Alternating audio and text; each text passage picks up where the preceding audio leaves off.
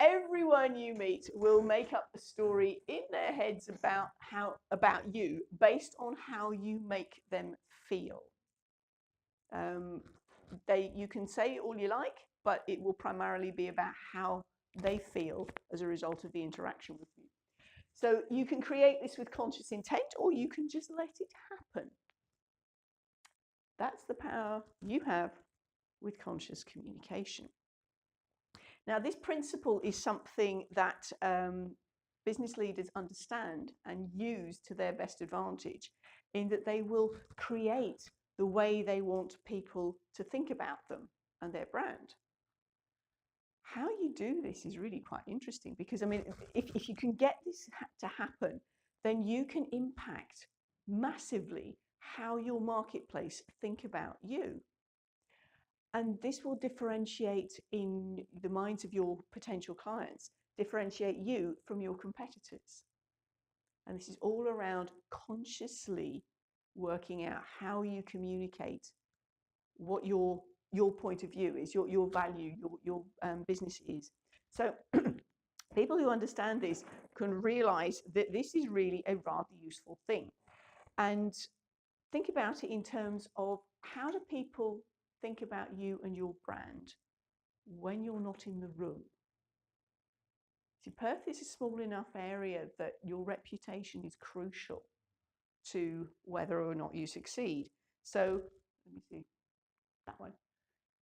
If you're not consciously using the science involved in this, think how much money it could be costing you and your company in terms of revenue if you're not consciously creating what you want people to think about your brand.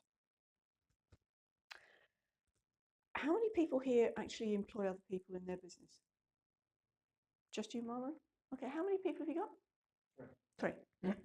So do you, excuse me, do all your employees consistently say the same message every time they interact with potential clients? Great. So you've made it very clear to them what your message is. Myself and another who interact with, and the feedback we get from people is always the same. Like when he interacts with them, it's the same as when I interact with them. Magic, magic. I help people set up their homes so they kind of have a life, they have a life that's right. For those of us who are solopreneurs, consistency is key. Every time you communicate with anyone, be it your potential clients or strategic partners, your board of directors, your financiers, the general public, if you are not consistent with your message, then that's going to impact on how successful you are. So you, as a CEO of whatever size company, are crucial to how you consciously get your message across. Is your message given congruently, consistently, and consciously every time? How do you do this? How do you actually create this conscious communication, this what you want people to think of you? Well, it comes in your presentation. Now, in terms of a presentation, unless you learn to speak the other person's language, you may as well be speaking to the wall. You need to know, as we were saying earlier, who your audience is, who your target audience is, and you're going to be using language that relates to them. Now, Randall, the basketball didn't work for you.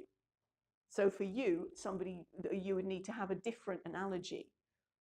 For other people, it did work. I'm not picking on you here, but I'm just saying, if you know who your audience is, then you can target the language that you're using to be appropriate to them.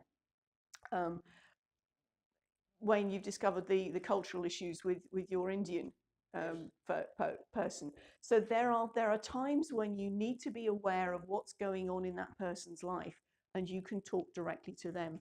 And so your values are going to be important, and understanding the values of the person that you're working with as well. So I'll come back to that one in a second. So yes, we're looking at the values that are involved. And one of the things then that Oh, hey, we're going to do another turnaround time.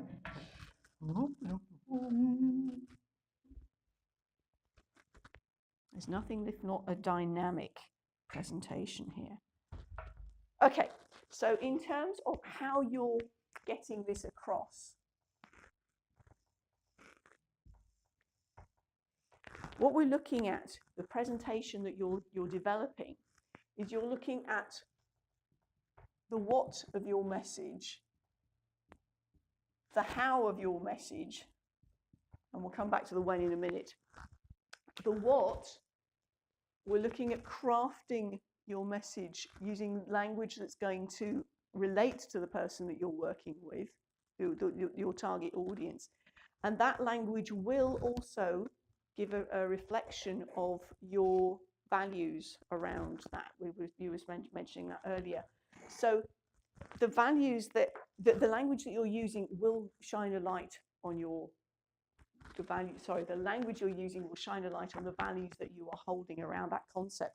So let me share with you something for a second. When I mention the word pitch, what's your immediate thoughts? Anybody like to share? Sales pitch, yeah? Thinking about cricket. You're thinking about cricket, yay! Okay. So, but I mean, in terms of the concept behind it, we all have our own little feeling around it. Okay.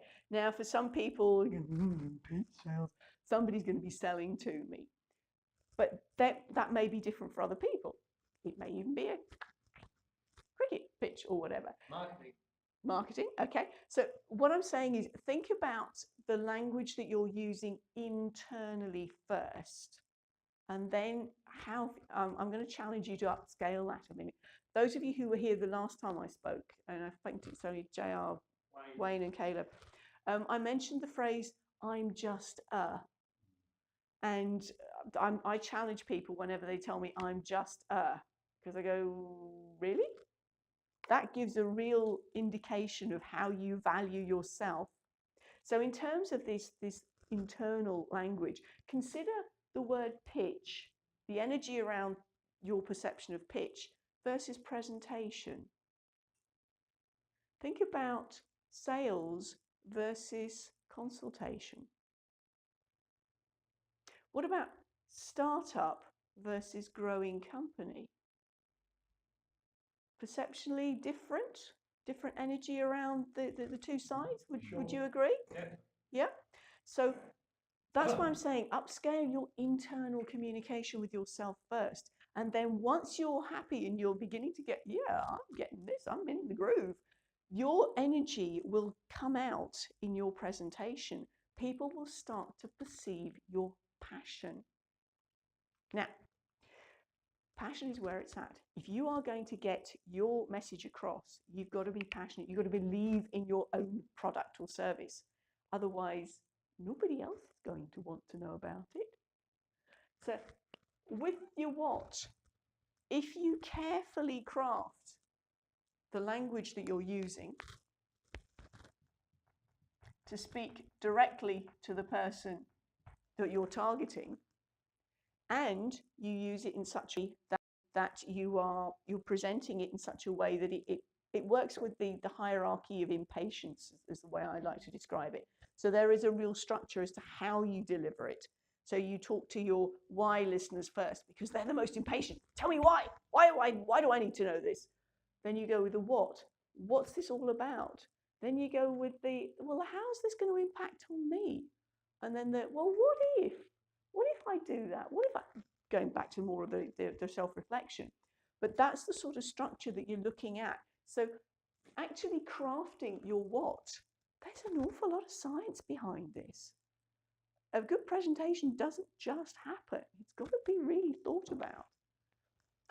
The other thing to bear in mind is your the language that you're using. Are you using words that hook in your visual thinkers, your auditory thinkers, your kinesthetic thinkers? Are you managing to make sure that you've got something for everyone in what you're saying? So this is the science. And we come on to the how, the delivery of your pitch, how you're actually presenting it. if you are looking at, and again, those of you who were here last time, remember these statistics that I was saying, only 7% of what you're saying is the actual words themselves, which is why it's crucial that you make sure that every word counts. You've got 38% of your delivery is conveyed in the tone of your voice.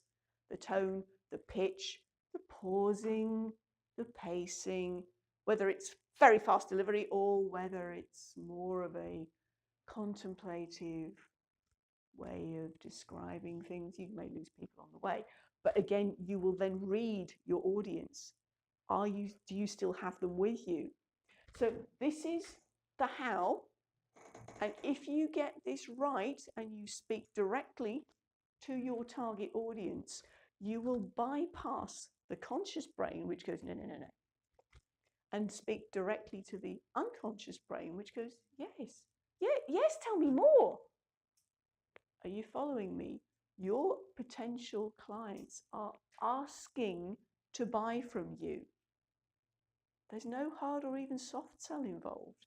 They are actually asking to get involved with you and have this long-term financial relationship, which is why your values are important. Because if you are having this long-term relationship, there needs to be a match. Dave's not here this time, but we have a gentleman here who's a relationships coach, and I'm sure he'd back me up that if you're looking at a long-term relationship, one of the keys is, are you a values match? So this is really important in terms of getting this together. So where are we in terms of that? And in terms of the language that you're using, if you use emotionally rich language when you're speaking, you can literally stimulate brain changes. You go from the norepinephrine with the pain, and you're going along to the solution and giving the dopamine dump. So you are actually changing some brain chemistry if you do this in a structured and well thought out way. So as we said, you're taking your potential clients on a journey from frustration to freedom over the bridge of your solution. How's that for a nice visual metaphor? If only. Okay. So that's what I mean in terms of your clients actually wanting to buy from you. They are really hooked in because you're speaking directly to them. Now, in the middle here, and I realise I haven't done the when bit yet, I'm coming on to that, is where the ultimate communication mastery system fits in, which is the program that that I'm working with in terms of making sure that things are well crafted. So let me show you. People will need to get your passion. We mentioned about the fact that language is really important. You get the energy up in terms of where you're languaging this. Are you speaking your message to the people that you want to deliver to? The reason I'm mentioning this is I was talking to a gentleman a few weeks ago who's come up with this really innovative way of coding inferential thinking. Now, this is a really intelligent gentleman, and it took me almost an hour to actually understand how much this meant to him.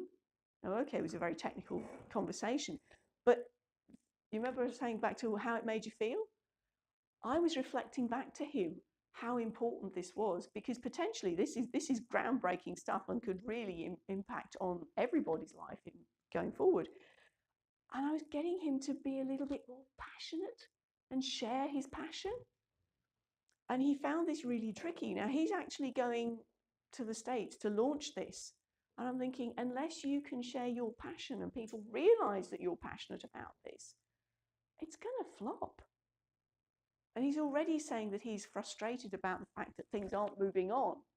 So we hopefully, when he gets back, we're going to do some work together to start to get his what and his how bumped up a bit more, to get the real work, his passion conveyed to other people. So yes, you've all had a little, this is a sales pitch.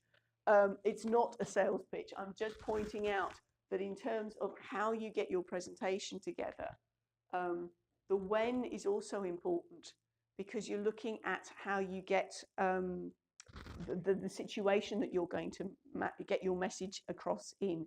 So whether you're looking at a presentation for want of a better word, an elevator pitch, your 30-second, whether you're looking at a 2-minute introduction to a video, signature videos is where I specialize.